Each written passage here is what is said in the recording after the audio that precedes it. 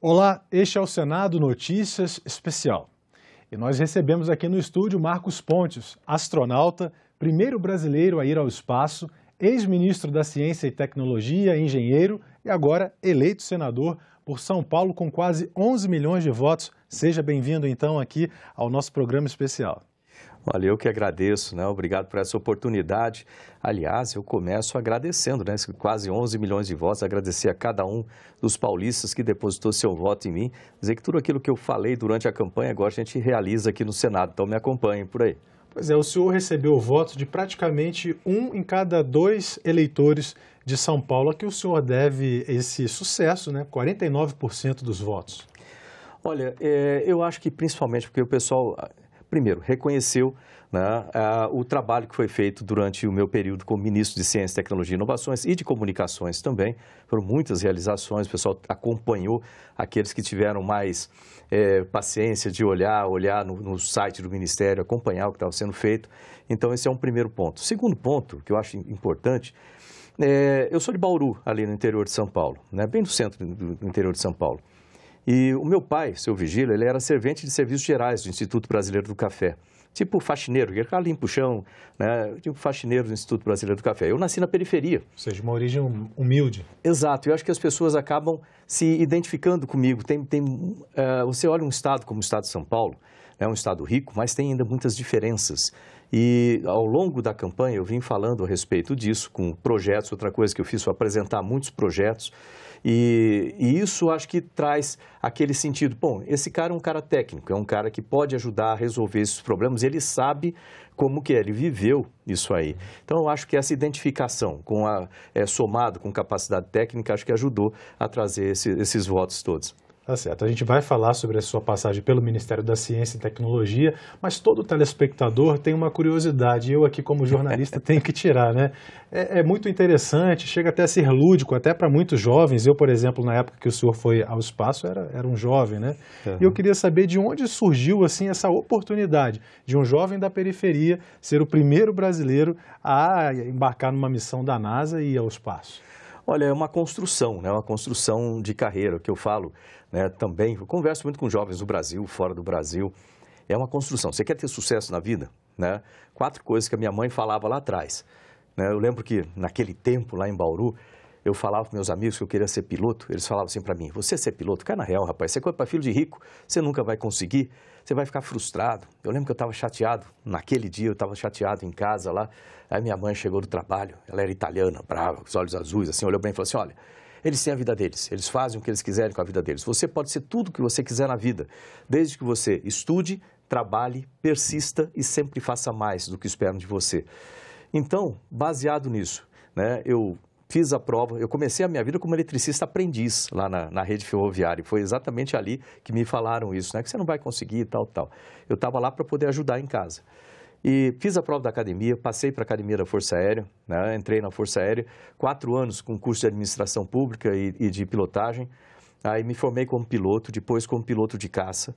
Fiquei voando nos esquadrões de caça lá no sul do país, em Santa Maria. Resolvi estudar mais. Aí fiz o vestibular para o ITA, Instituto Tecnológico Aeronáutico, fiz engenharia aeronáutica no ITA.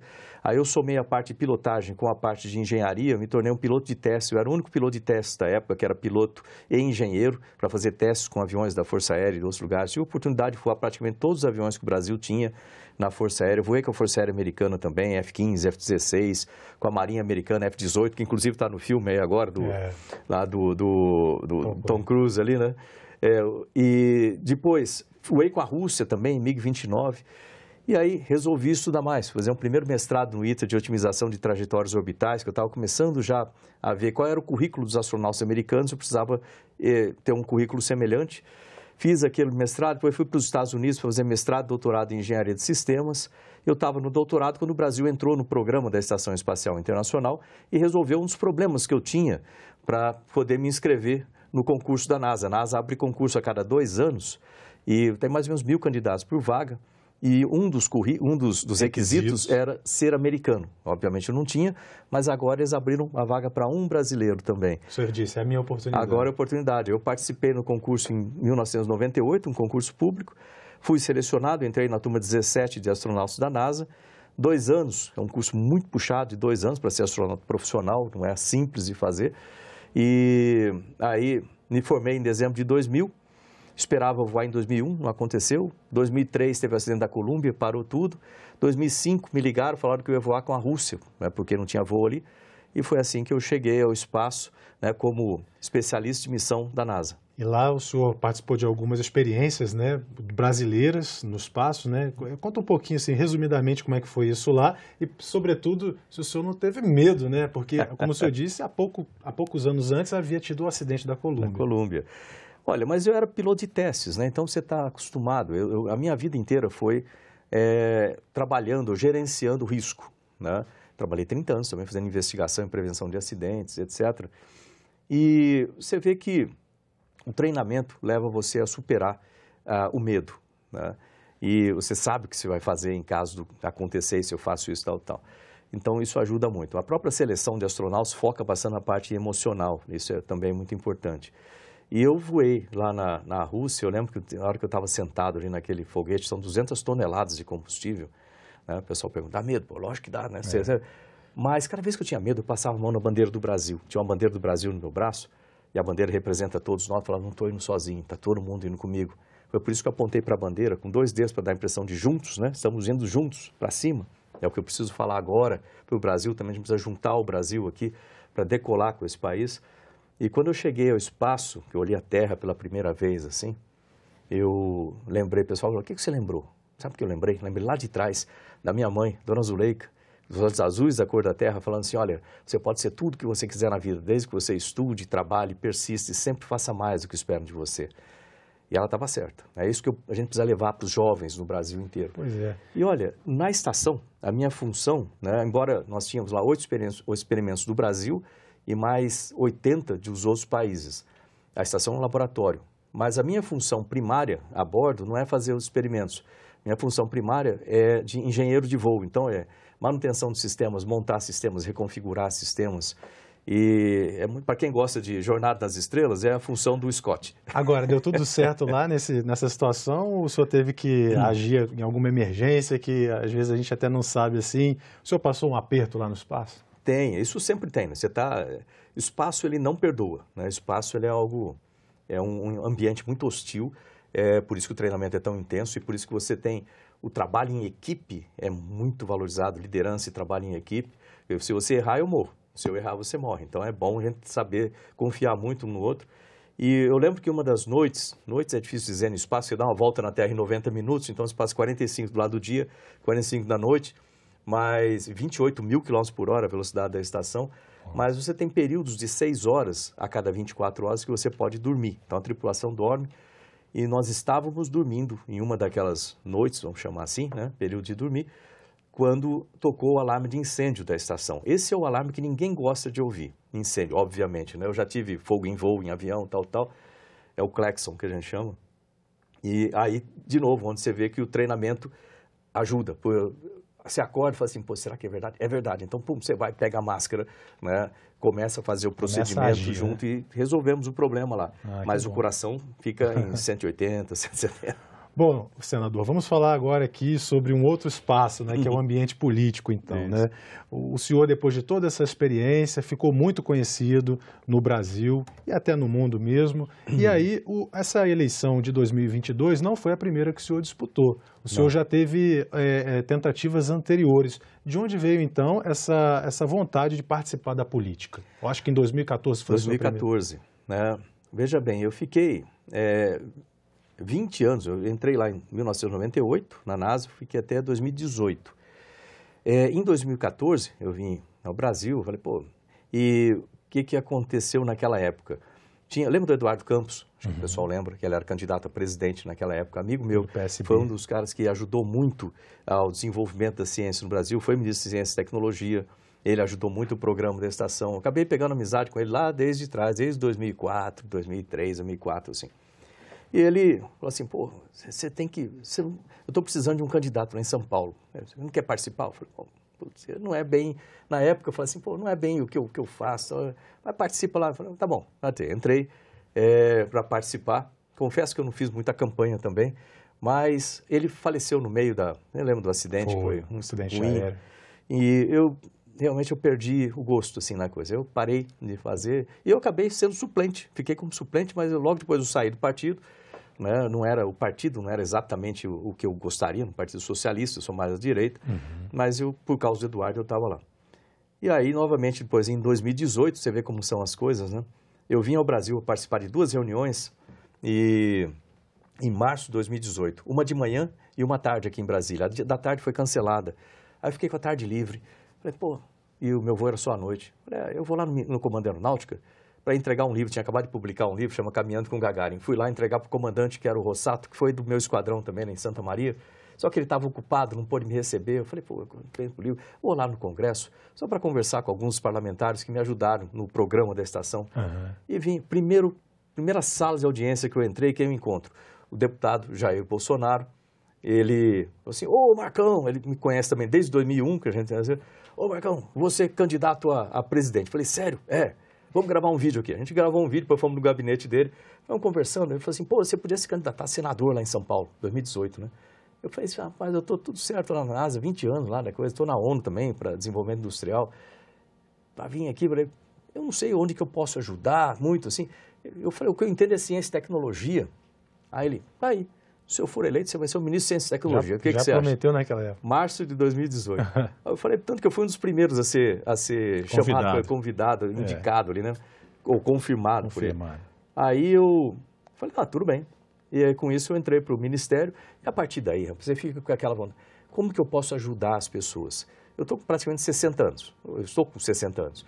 Então, você fala assim, no começo da vida da gente, tem muito eu. Os seus planos de vida são muito ligados a você. Eu vou fazer engenharia, eu vou fazer aquilo lá, eu vou... os objetivos são muito ligados a você. Aí você casa, você tem uma família, os seus objetivos ficam voltados para a sua família. Meus filhos estão crescidos, já estão casados. A partir desse momento, assim, rapaz, os seus objetivos têm que ser para ajudar as pessoas. E o melhor lugar para ajudar as pessoas é aqui, no Congresso. Então, foi por isso que eu mantive o pé para vir para cá, para participar dessa eleição, vir aqui para o Senado. Eu acho que a partir daqui a gente pode ajudar muita gente. Perfeito. O que o senhor vai defender como meta prioritária do seu mandato aqui nesses próximos 8 anos? O setor que eu conheço melhor como um todo, lógico que eu trabalhei com muita coisa na vida, mas o setor que eu conheço muito bem é, obviamente, ciência, tecnologia, inovações, tudo que é ligado a isso e a educação para sustentar tudo isso. Então, isso aí, vamos dizer assim, está na coluna vertebral desse meu trabalho. De que forma? Como que a gente pode utilizar? Se você observa todos os países envolvidos, todos eles. O que eles têm em comum? Ciência, tecnologia e inovação muito bem desenvolvido, porque quando você tem isso, você melhora a saúde, você melhora a infraestrutura, você melhora a agricultura, melhora todos os setores. Eu usei isso no Ministério. Não é só ciência por ciência, é ciência com aplicação prática no dia a dia das pessoas. Como você pode melhorar a qualidade de vida, como você pode resolver problemas da saúde usando ciência e tecnologia. Hoje o Brasil desenvolve vacinas próprias aqui, coisa que a gente nunca fez na história do Brasil. Então, foi no meu mandato, vamos dizer assim, como ministro de Ciência e Tecnologia, que a gente conseguiu desenvolver isso aí. Então, hoje o Brasil é capaz de desenvolver qualquer tipo de vacina, não é produzir, como a gente produzia, por exemplo, a AstraZeneca. Tecnologia europeia, a gente produz o insumo aqui, não é isso, é desenvolver... Tecnologia própria nacional. Desenvolver aquela tecnologia própria, vamos dizer assim, a fórmula daquela vacina aqui. Hoje o Brasil tem essa capacidade. Aí você vê quanto que a ciência pode ajudar, né? Você viu na pandemia e qualquer área. Na agricultura, a gente colhe os frutos da Embrapa, plantada lá atrás pelo Alisson Paulinelli, né? Então, esse é o meu objetivo, usar ciência, tecnologia e inovações e ajudar na educação para... usando o meu exemplo de vida, coisa que eu passei na vida, para tirar os jovens da situação que estão hoje, como eu estava lá na periferia, para poder trazer esses jovens, porque eles têm muito talento e vão ajudar muito o nosso país. Pois é, nós sempre ouvimos falar que o Brasil é o país do futuro, né, senador? E esse futuro que às vezes nunca chega, né? É um certo paradoxo, né? É um país que tem tudo para ser o futuro da humanidade, mas ao mesmo tempo é um futuro que nunca chega. Isso está falando em ciência, em educação. O que falta? O senhor que tem 60 anos, como disse, né? Em 60 anos, passou por essa estrada difícil que poucos brasileiros pobres conseguem cursar, o que é que falta realmente para que a gente tenha uma outra realidade, né? Para que as pessoas sejam mais livres, mais donas de si, escolham ali o que querem fazer, né? E consigam, tenham um mínimo de apoio para poder realizar seus sonhos. Pragmatismo, buscar resultado, é o que eu fiz no Ministério lá, você não desperdiçar energia, dinheiro com coisas que não levam ao resultado que você planeja antes. Então, quando você fala de ciência, tecnologia, geralmente o pessoal, mas isso aí é lá para frente. E olha que tem muita gente em alto nível que pensa assim, né? Não, isso aqui vai ser, daqui a 10 anos. Não, é agora. A vacina é agora. Produzir remédio nacional é agora. Desenvolver sistemas para poder ajudar no saneamento básico, sistemas de tecnologia, é agora. Desenvolver casas populares com melhor tecnologia, barato, que faça rápido, é agora. Agora, o senhor sentiu falta de recursos enquanto foi ministro da Ciência e Tecnologia, mas o senhor fez um trabalho também em relação a isso, né, de conseguir mais recursos. Conta essa história para a gente. Isso começou assim, quando eu cheguei no Ministério, eu tinha um déficit de 350 milhões para pagamento de bolsas. Ou seja, na prática, o que acontece? Em 2019, eu tinha orçamento para pagar a bolsa até agosto. A partir de agosto, não. Então, eu ouvi muita gente chegar para mim e falar assim, ministro, faz o seguinte, vai cortando as bolsas, que aí distribui, aí você tem o recurso até o final do ano. Eu falei, eu não vou cortar a bolsa, por quê? As bolsas do CNPq, elas são bolsas de pesquisa, diferente das bolsas da CAPES, que são bolsas de estudo. Ali é bolsa de pesquisa, pode ser em empresa, pode ser dentro de uma universidade, pode ser dentro de um outro lugar, num terceiro setor, que seja. Mas isso aí é o salário do pesquisador. Então, você não pode cortar. Bolsa é muito importante. Eu falei, não vou cortar. Ou seja, aí eu dei uma peitada lá, vamos dizer assim, mas você tem que falar, não vou cortar, eu vou seguir, a gente vai ter que conseguir esse dinheiro. E nos 47 do segundo tempo, em setembro, né, o Ministério da Economia lançou um PLN que a gente conseguiu pagar todas as bolsas sem atrasar um dia, sem cortar nenhuma. Eu nunca cortei bolsas do CNPq e consegui pagar tudo em dia. Um sacrifício enorme, mas eu falei, eu não vou ficar dependente só do orçamento da União. É aquele que todo mundo fica acotovelando lá os ministérios para se ajustar ali dentro. E, lógico, lembrar que a gente teve uma pandemia no meio do caminho, que com isso aí o setor social, né, puxou bastante recursos, outros ministérios acabaram sendo encolhidos em termos de orçamento.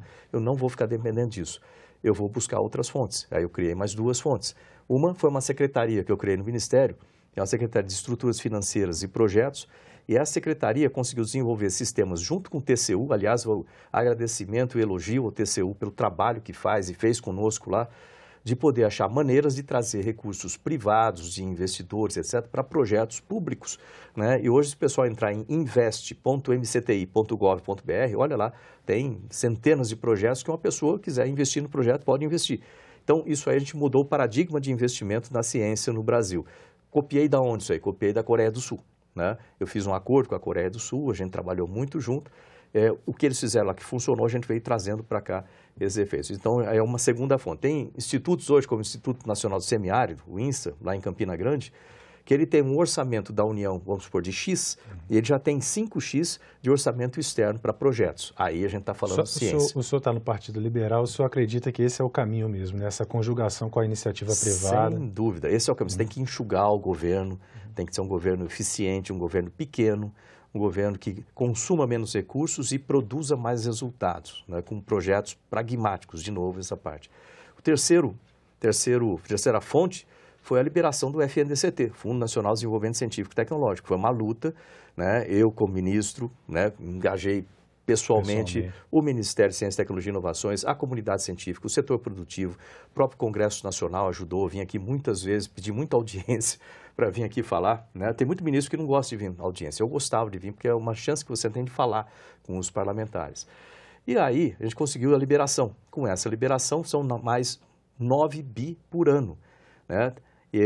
A mais para o setor. Então, hoje a ciência e tecnologia, a parte de orçamento está equacionado. A gente tem que agora tem que consertar alguma coisa no FNDCT ainda, que tem um tipo de um contingenciamento parcial que tem que ser cancelado, tem que ficar sem contingenciamento o tempo todo, é isso que eu vou defender aqui também, e com isso a gente tem 3 fontes, então, para ciência e tecnologia. Então, o orçamento está tranquilo, só basta ver os investimentos que têm sido feitos pelo Ministério, são bilhões, só agora em 2022, são bilhões que foram investidos em agricultura, porque eles falam, você investiu só no Ministério? Não. São projetos para agricultura, são projetos para infraestrutura, projetos para as diversas áreas. Vamos falar um pouquinho sobre a sua ideia para a educação, sobretudo educação profissionalizante. O senhor tem uma ideia, então, de fundar como se fossem escolas profissionalizantes que vão trabalhar em parceria com outros institutos, com outras escolas de ensino médio, é isso? A educação, isso é uma coisa que eu falei muito durante a campanha lá em São Paulo. O pessoal pode entrar no meu Instagram, @astropontes. Aliás, vai ser por esse Instagram que eu vou comunicar com todo mundo aí. Vocês votarem em mim aí em São Paulo, não me abandone aqui não. Vocês vão ter que me acompanhar aqui aos 18 anos. Eu vou apresentar ali os projetos de lei, vou apresentar o que eu estou falando, o que quero, sugestões. Então, é através desse canal, né? No Instagram, @astropontes. E eu falei muito, eu tenho gravado os vídeos lá, o pessoal pode ir lá no Diário de Bordo, falando sobre educação. Então, tem diversos projetos para educação. Eu queria ressaltar dois, se você me permite. Claro. Dois são muito importantes. Um deles é esse aí, né, quando você fala no ensino profissionalizante. Eu sou embaixador mundial do ensino profissionalizante pela World Skills International. E eu sei da importância para a minha própria vida, que me tirou da periferia para conseguir o meu primeiro emprego e tudo mais. Se a gente conseguir colocar, né, vamos colocar para a gente conseguir colocar ensino profissionalizante para todos os alunos do ensino médio, em São Paulo é 1.600.000 alunos, não é, você fala, pô, é bastante? Não é, a gente consegue fazer isso. Com isso, quando termina o ensino médio, esse jovem já tem uma profissão, já tem autoconfiança, autoestima, um pequeno salário, que ele já está trabalhando ali, tipo um aprendiz, né, um menor aprendiz. E com isso, como eu fiz na minha vida, isso ajudou demais. E é possível fazer de que forma?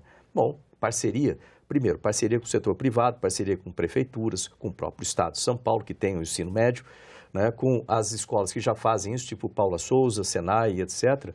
E você consegue fazer um núcleo, que é uma escola profissionalizante distrital, que congrega escolas daquele distrito. Eu estou criando esses distritos aqui, né? Então, esses distritos aqui, tem as escolas de ensino médio, que no contraturno vão para lá, ter uma profissão, e esses currículos e o próprio equipamento, ele é em parceria com as empresas, com aquela vocação daquela região, né? Com isso, essas empresas já vão ter técnicos para trabalhar nas suas empresas, o que é excelente, já conhecendo o que eles fazem ali. Os jovens já têm um pequeno salário, já têm um emprego garantido, é bom para todo mundo. Tira esses jovens da situação de risco, né, e ajuda. O ensino profissionalizante muda a realidade. Veja os países mais envolvidos em tecnologia fina, tipo Alemanha, Coreia do Sul, Japão, eles têm ensino profissionalizante muito forte. Esse é um ponto.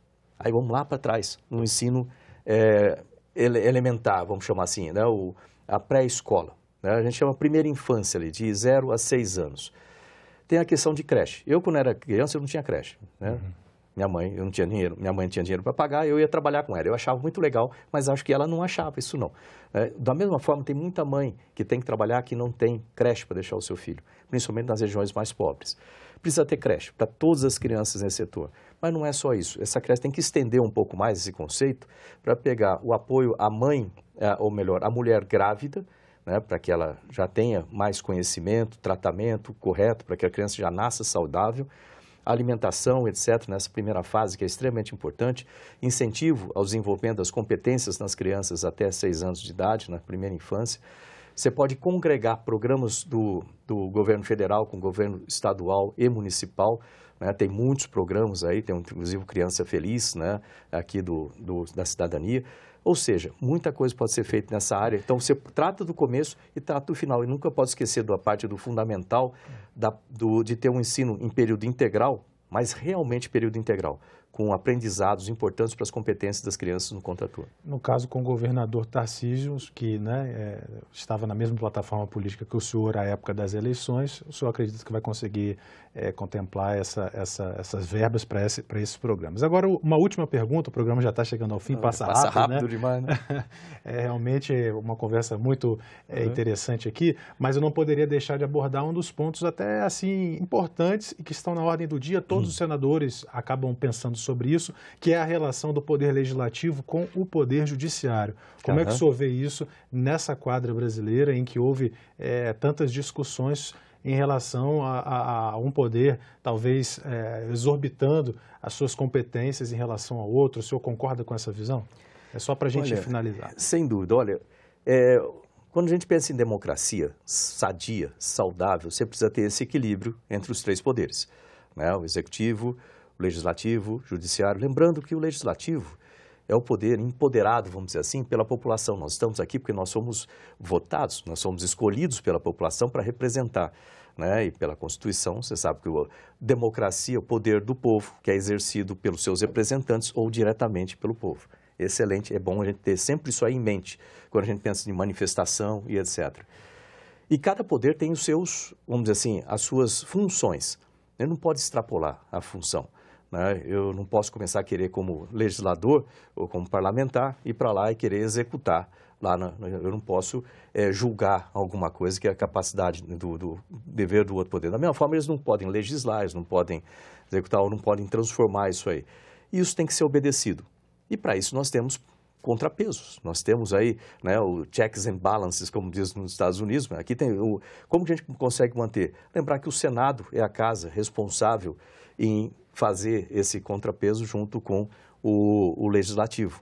E precisa ser feito, e será feito da forma normal, da forma que está previsto na lei, mas precisa ser feito para que isso aí é bom para o povo, é bom para a democracia, é bom para o Brasil e é bom, vamos dizer assim, para manter o prestígio do Senado, manter o prestígio do Legislativo. Tá certo. Então conversamos com Marcos Pontes, senador eleito por São Paulo. Muito obrigado pela sua entrevista aqui. Olha, eu que agradeço. De novo, pessoal, assistindo aí de São Paulo, lembre, ou de outros lugares também, né? Por que não? Né? Nós estamos no Brasil aqui. Entre no meu Instagram, @astropontes, entre lá, dê a sua sugestão, converse lá, se inscreva, né? Porque muitas coisas vou passar por lá. Ok, muito obrigado. Obrigado. E obrigado a você também que nos acompanhou. Essa entrevista já está disponível na internet, em senado.leg.br/TV e nas nossas redes sociais aqui da nossa emissora, TV Senado. Reveja e compartilhe com seus amigos. Um abraço e até a próxima.